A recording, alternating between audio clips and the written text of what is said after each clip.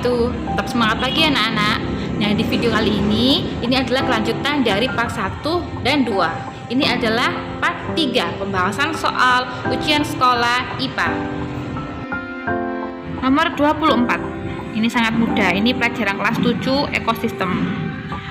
Ini adalah gambar sungai, banyak batuannya, batu, air. Kemudian pertanyaannya, berdasarkan hasil pengamatan gambar di samping, gejala alam abiotik adalah, ingat kalau abiotik ini adalah benda mati, kalau biotik adalah makhluk hidup.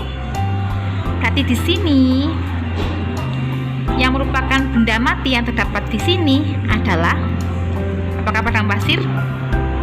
Jelas, karena ini sungai, tidak ada padang pasir. Apakah padang rumput? Tidak juga. Gurun? Tidak. Yang benar adalah batu-batuan. 25 ini masih bahas biologi kelas 7. Nah, kira-kira dari gambar ini jawabannya benar adalah, ini sangat mudah. Jawabannya benar, jelas, tumbuh dan berkembang. 26. Nanti di ujian kalian nomor 26 tidak jauh dari ini, yaitu tentang interaksi antar makhluk hidup. Ini juga masih bahas biologi kelas 7.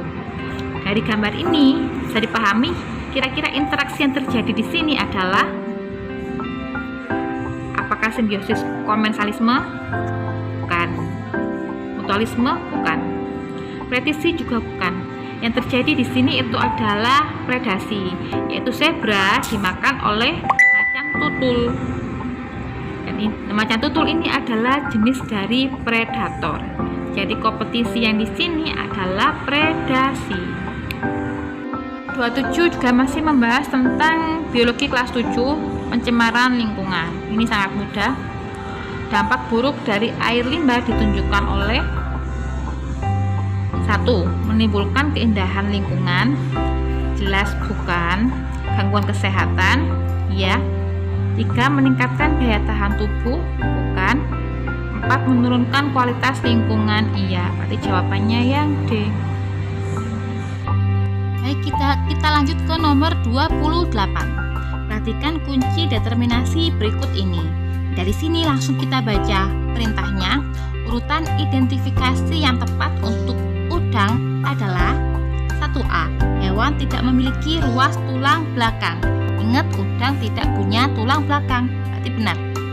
B. Hewan memiliki ruas tulang belakang. Tidak. Yang memiliki tulang belakang itu kayak sapi, kuda, kambing.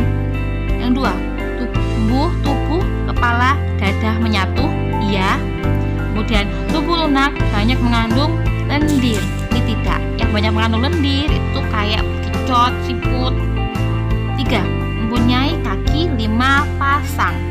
Dan ingat, kalau seandainya udang, atau kalian pernah memperhatikan udang, dia mempunyai kaki 5 pasang. Kemudian yang B, pada kepala terdapat 4 pasang kaki. Tidak. Yang 4. A, pada kepala terdapat 2 pasang antena. Crustacea. Ini iya, udang punya antena. Dan yang B, mempunyai sepasang mata besar dan beberapa mata kecil, atau aranoidea. Ini tidak. Udang tidak mempunyai mata ini. Berarti jawabannya benar adalah yang A semua. 1A, 2A, 3A, 4A. Berarti yang B. Lanjut nomor 29. Nomor 29 ini membahas tentang bioteknologi konvensional. Bioteknologi konvensional ini masih sangat baru, kalian pelajari kemarin. Ini sangat fresh. Dan di soal ini membahas tentang manfaat dari penerapan bioteknologi konvensional pada tempe. Ini jawabannya jelas, yaitu yang nomor yang B, meningkatkan nilai gizi dari makanan tersebut. Baik, kita bahas soal nomor 30 tentang jaringan pada tumbuhan dan hewan. Kita amati dulu apakah tabel ini sudah benar apa tidak. Jaringan ini pernah kita bahas dulu di kelas 7, materi kelas 7 semester 2. Sekarang kita bahas untuk nama jaringan pertama. Jaringan epidermis ini dia dimiliki oleh tumbuhan. Yang pertama benar. Jaringan otot ini dimiliki oleh hewan. Yang nomor 2 benar. Jaringan meristem ini dimiliki oleh tumbuhan. Ini juga benar. Jaringan tulang ini dimiliki oleh hewan aslinya. Berarti nomor 4 salah. Jaringan saraf ini juga dimiliki oleh hewan, manusia dan hewan. Berarti yang salah adalah yang nomor 4. Sekarang kita lihat jawabannya. Nah, berarti yang ada nomor 4 itu yang salah. A ada 4, B juga, C juga ada nomor 4. Jadi jawabannya benar adalah D, 1, 2, 5. Sekarang kita bahas soal nomor 31 tentang kelainan pada sistem gerak. Di gambar ini kira-kira penyakit apa? Nah, di gambar ini adalah penyakit kebiasaan duduk. Masih ingat apa saja namanya? Kalau seandainya duduknya bungkuk seperti ini, berarti dia terserang penyakit kifosis. Kamu bisa menghafalnya dari huruf K, bungkuk kan ya. Nah, bungkuknya ini mirip huruf K yang ada ininya. Jadi kamu anggap anak bungkuk ini kayak huruf K. Bungkuknya ini kayak K. Nah, jadi kayak K dibalik. Kemudian ini adalah lordosis. Kifosis kebalikannya adalah lordosis. Ini bahkan kayak L, tapi L-nya lebih condong seperti ini. Tapi ini lordosis. Dan ini yang terakhir, nah ini kayak huruf S kan. Tapi ini adalah skoliosis. Jawabannya benar adalah kifosis, lordosis, skoliosis yang A. Sekarang nomor 32. Nomor 32 ini perhatikan data tabel hasil uji coba makanan berikut. Ini pernah kita praktekkan dulu di kelas 8 waktu uji makanan. Nah, untuk kelas 8 dulu, kalau seandainya kalian ingat, Lugol ini dia adalah alat untuk menguji amilum. Amilum adalah karbohidrat kompleks. Dulu kalian menguji amilum ini, kalian membawa nasi, kemudian singkong, kentang, dan teman-temannya. Nah, jadi ingat kalau Lugol ini digunakan untuk menguji amilum. Kalau Benedict ini digunakan untuk menguji kadar gula, atau bahasa lainnya adalah glukosa. Dulu waktu kalian menggunakan Benedict, yang kalian uji itu seperti susu, kemudian roti, dan teman-temannya yang manis-manis. Terakhir adalah piuret. Piuret ini adalah alat uji untuk protein.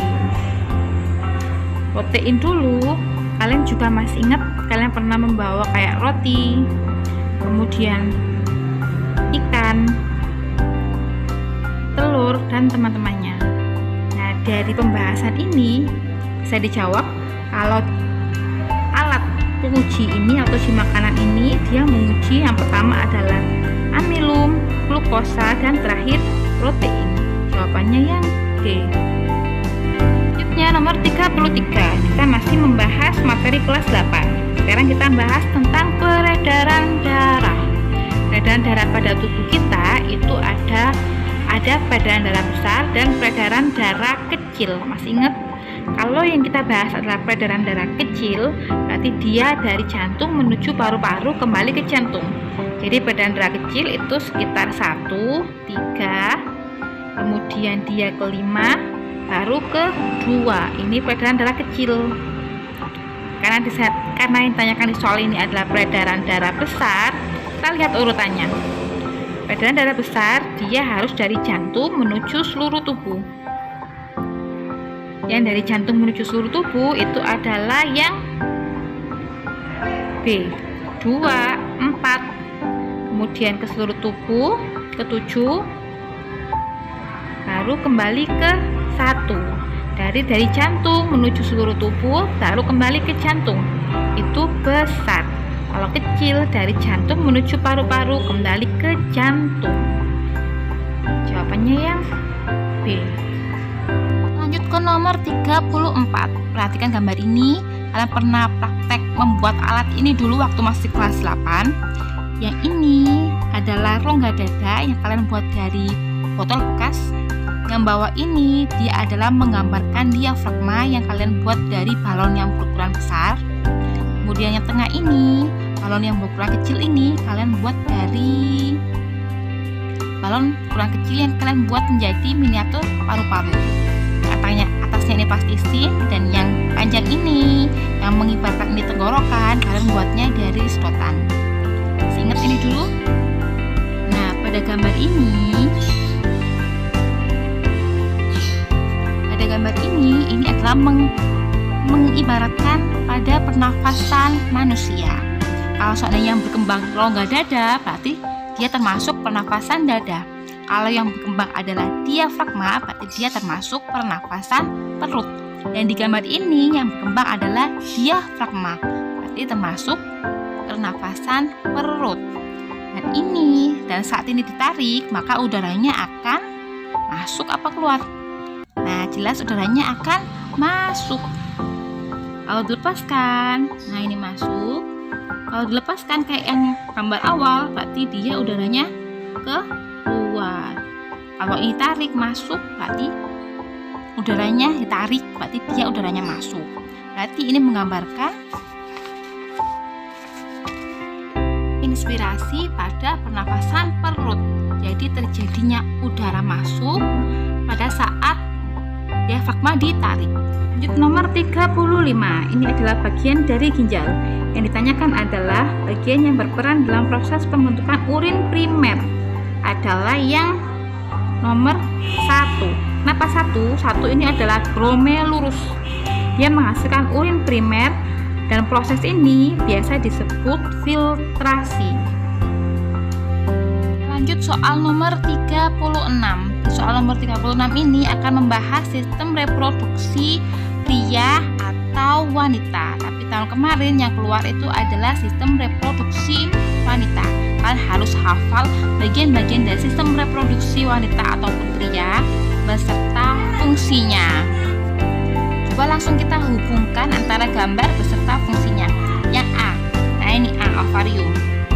Benar, ovarium untuk menghasilkan sel telur. Kemudian yang B, ini jawabannya menangkap sel telur. Untuk menangkap sel telur bukan tugasnya yang B, tapi tugasnya yang C. Berarti yang ini salah. Kemudian yang C, nah tadi sudah salah.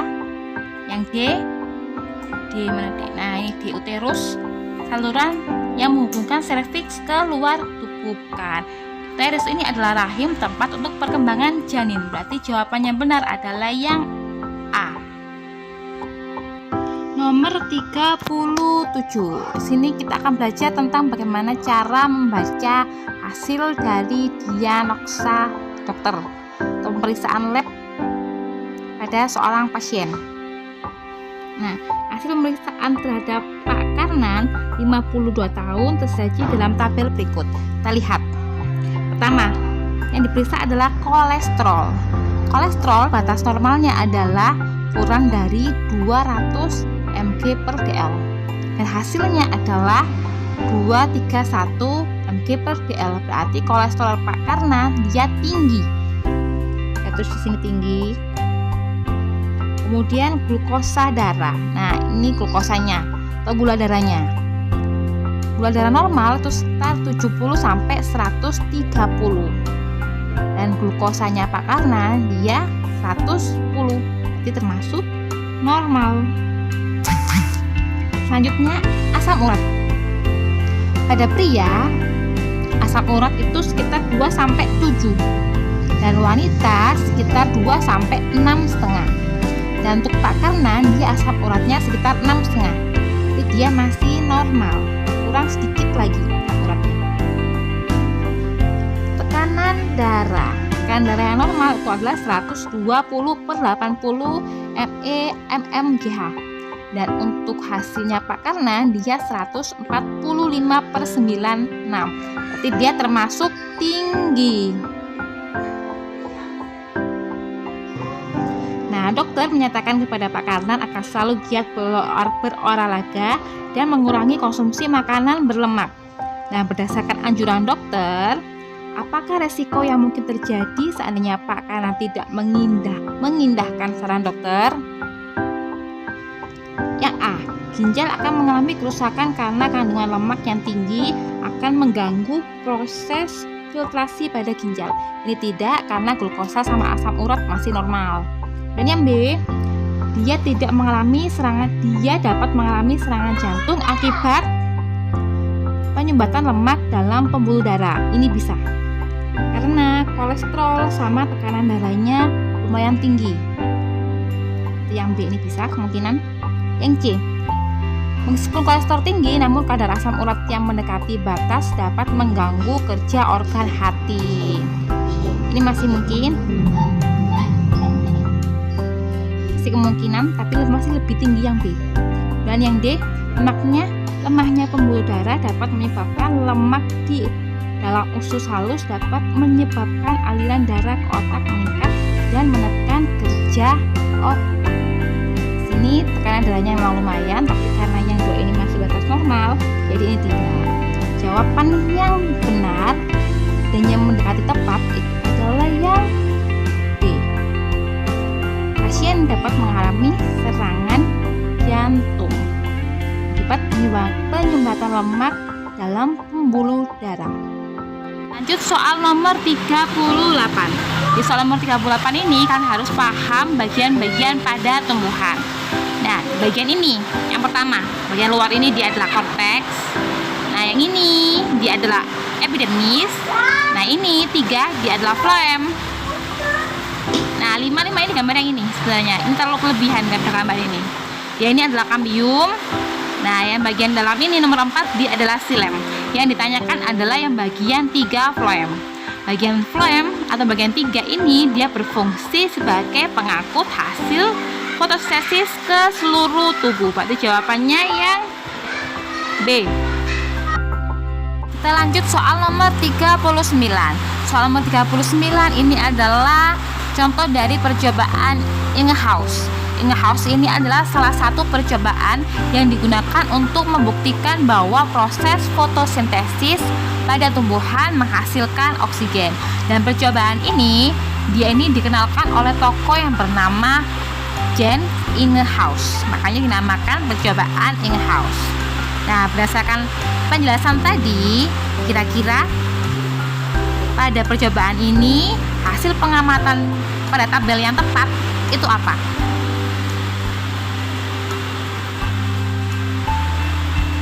Nah, pertanyaannya, berdasarkan hasil percobaan tersebut, faktor apakah yang mempengaruhi proses fotosintesis?